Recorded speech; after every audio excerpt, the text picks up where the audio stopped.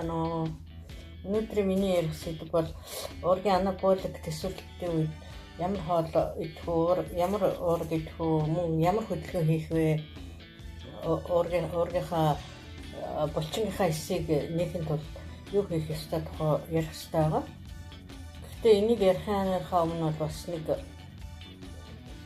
ердийн өөрийнхөө тухай ч юм уу энэ хийж байгаа цуврал энэ видеоны бичлэгийнхаа тухай бас хүмүүс танилцуулъя, өөрийгөө бас танилцуулах хэрэгтэй байх гэж бас боддог. Энд нэг хүн гарч ирээд янз бүрийн юм яриад байхаар хүмүүс бас гайхаж магадгүй. Тэгээд намайг бол Наран Туяа гэдэг.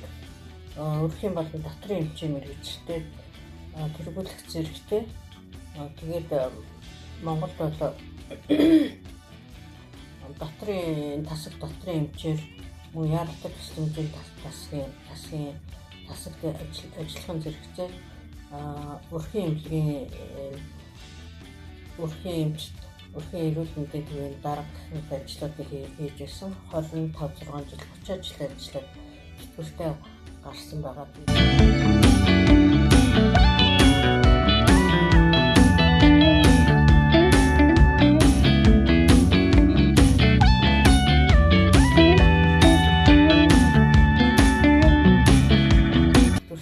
Одоо би Солонгост амьдарч байгаа. Солонгостоос ажиллаад байна.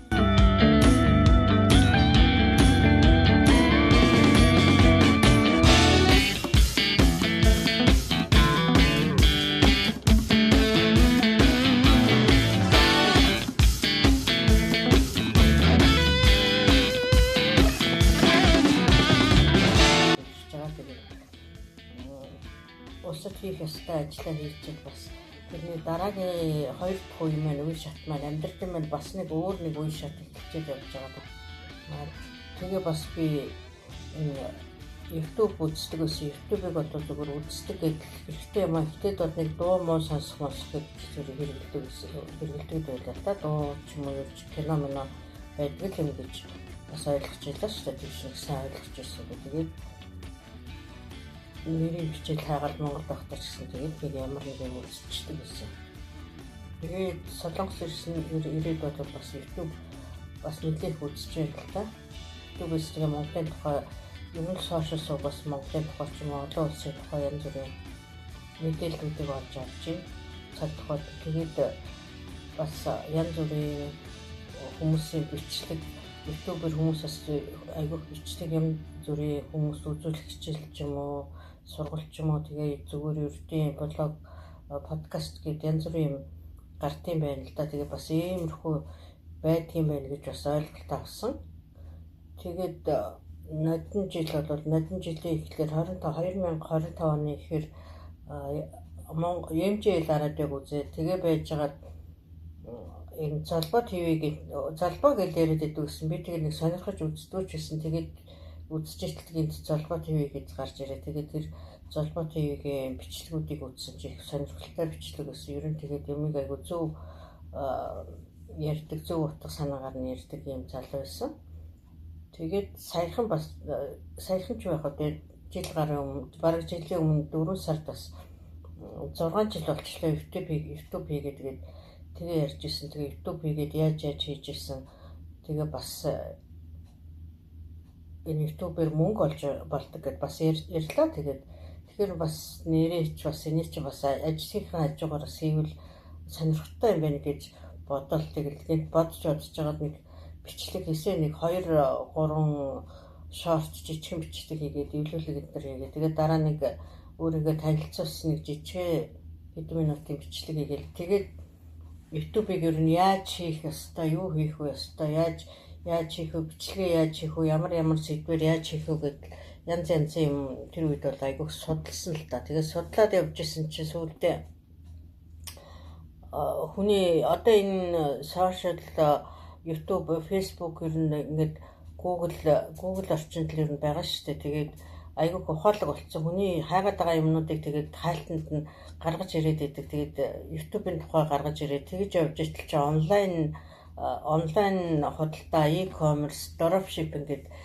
хүний сургалтууд гараад ирсэн. Тэгээд Монхоо гэдэг хүн байсан. Тэгэнгүүт нөгөө хүний бичлэгийг айгүйх үзсэн чи бас их гоё боломжийг хүн хийчмэр юм шиг. Тэрний хөрөнгө оруулалтч орохгүйгээр юм шиг гэ. Тэгээд нөгөө хүний чинь бүх хичээлүүдийг үзээ судлаа. Тэгээ ерөөсөө энийг хий гэж бодоод нөгөө YouTube хийх юугаач бас нэг жоохон орхигдууллаа. Дээрэс нь юуч байгаагүй надад уцаар л бичлэг хийж ирсэн. Одоо ч гэсэн чи хаваагүй л байгаа та микрофон гүйдсэн. Тэгээд тэр шалтгаанаараа бас бүр бичлэгээ хийхэ байлаа. Тэгээд e-commerce судлаад нэлээд судлаад би ер нь энийг хийгээ. Тэгээд янз бүрийн бараа таваараа судлаад ямар юм хийх үгүй. Тэгээ бараа таваар олоод бараа таваараас үүдээ бас нэг предмет нэг төрлийг олж авъя гэд бас нэг 2-3 төрлийн юм игээд тэгснэ вебсайт хэрэгтэй юм байна гэд вебсайт хийж үзээ. Зөндөх вебсайт хийгээд ер нь нэг тодорхой брэнд бас барих хэрэгтэй гэд 2-3 брэнд үүсгээд ямар ч нэг юм хийгээд л явсан. Хийгээд эхэлсэн байгаа. Эхлээ шатанд л байна.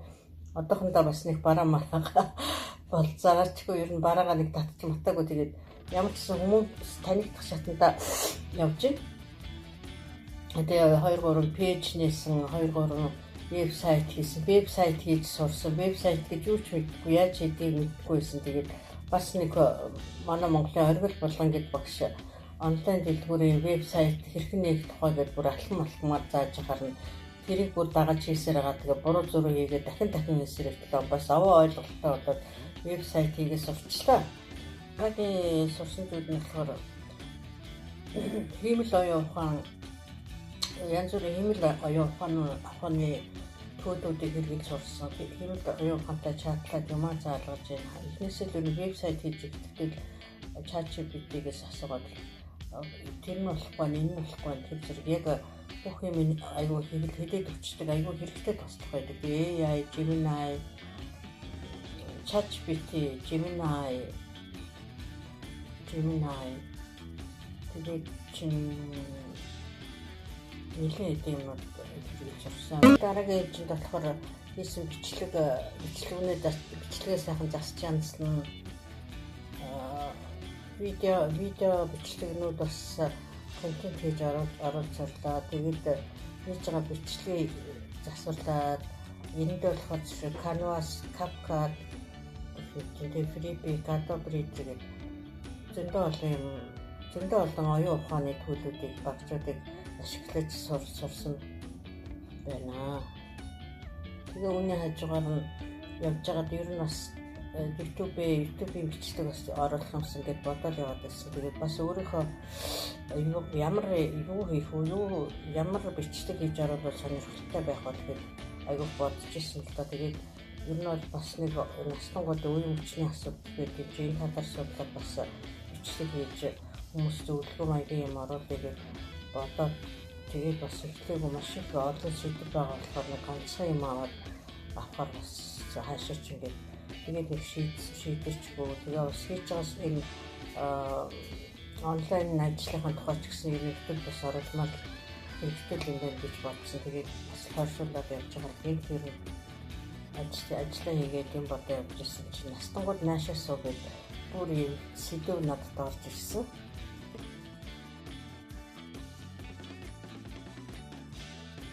Тэгээ ерөөсөө энэ сэдвийг барьж аваад настангуудтай холбоотой би өөрөө ч гэсэн тэгээд энэ Ахмад гэдэг настан гэдэг насан дээр ирсэн. Тэгээд надад ч гэсэн бас энэ настангийн асуудал тойроогүй ер нь ажил хийж байхдаа бол настангууд зөндөө үлчилж ирсэн. Гэхдээ тэр настангуудын асуудлыг бол бас ойлгоод тодорхой яг тэр хүмүүс нь бас тохирсон зөвлөгөө, эмчилгээ зөвлөгөө хийж өгч ирсэн. Тэгэхдээ өөрөө яг тэр хүмүүсийн насанд очиагаа болохоор бас миний хар хүнцэг бас арай өөр л байсан л та. Өөрийн бие дээр ирээгүй зүйлийг бас хүн арай өөрөөр сэтгэдэг. Яг онлын үндснээс л бодхоос биш яг характер дээр өөрийнхөө бие дээр бас ирж байгаа болсон процессыг бол хүн бүр илүү мэдэрч илүү хүнд бас ойлгож өгдөг байх гэж бодоод ирнэ гэж тийм ч юм байна. Тийм ч учраас би бас ахмад настангуудаа өөрийнхөө мэддэг чаддаг тэдэд хэрэгтэй юм хамгийн гол нь үнэн зөв юмыг бас хийж ярьж өгөө гэж бодоод яг ерөөсөө тэгээ нэг настангууд наашаа суугаад надад сэдв ороод ирсэн чи ер нь л энэ талаар би хийх ёстой юм гэж цаанаасаа ч ер нь намайг хийгсэн байлгүй. Тэгээд хийж гисэн. Тэгээ хоёр бичлэг оруулчихад байгаа. Тэгээд бичлэгийн маань бас хүмүүс нэлээд үзэж байна. тэгээд Facebook-ийн миний найзууд таньдаг хүмүүс миний үйлчлүүлэгч нар айгүйх тэр бичлэгийг маань хүмүүс намайг үзчихсэн.